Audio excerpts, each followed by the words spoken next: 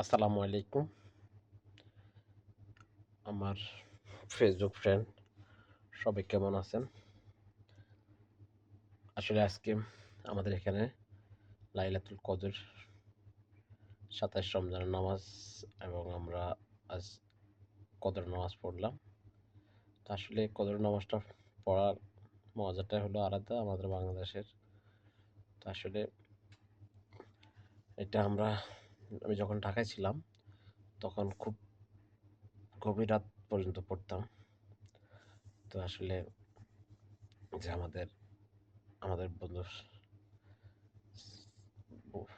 বন্ধুরা ছিল, যেমন আমি, মামুন, রিপন, রহিম ভাই। তো আসলে আজকে সবে কদর রাত্রে আজকে আবার নামাজ পড়তে যাই, আসলে খুবই অনেকগুলো আমাদের স্মৃতিগুলা মনে পড়লো। আসলে আমরা যখন দেশে ছিলাম সবাই একসাথে রাত্রে হতাম, নামাজ পড়তাম। আর একজনের কথা নাই বললে না, আমার ছাত্র একটা ফ্রেন্ড ছিল, নাম হয়েছে লোকমান। তো আসলে ওর সাথে আমার অনেক ক্লোজ ফ্রেন্ড ছিলাম আমরা। তো অনেক রাত্রে নামাজ পড়তাম, আবার নামাজের ফাঁকে ফাঁকে একটু বাইরে এসে চাও খাইতাম। তা আসলে সেই দিনগুলোর কথা মনে পড়ে, হয়তো কাউকে বলেও আর এখন বুঝাতে পারবো না। এখন হয়তো এরকম মজা হয় না। তো আসলে আপনারা কেমন মজা করছেন আগে? আর এখন তো মোবাইলের যুগ চলে আসছে, তাই সবাই এখন মোবাইলের পিছনে পড়ে থাকে। হয়তো লাইলাতুল কদর বা শবে বরাত এরকম আপনারা কি এনজয় করেন?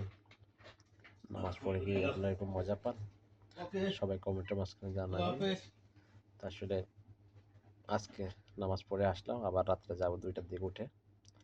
তা আসলে এখানে তা আসলে কালকে তো আবার কাজ আছে, তাই আজকে এখন কিছুটা পড়ে আসলাম, বাকিটা আর রাতে 2টা যে উঠবো, উঠে পড়বো।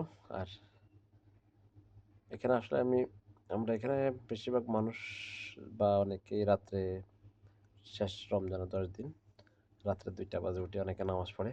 যেহেতু আমিও যাই, তা আমিও দেখি যে অনেকে আসে নামাজ পড়ার জন্য। তো আপনারা চেষ্টা করবেন যে রাত্রে 2টার দিকে উঠে প্রয়োজন 8 টাকার নামাজ পড়বেন।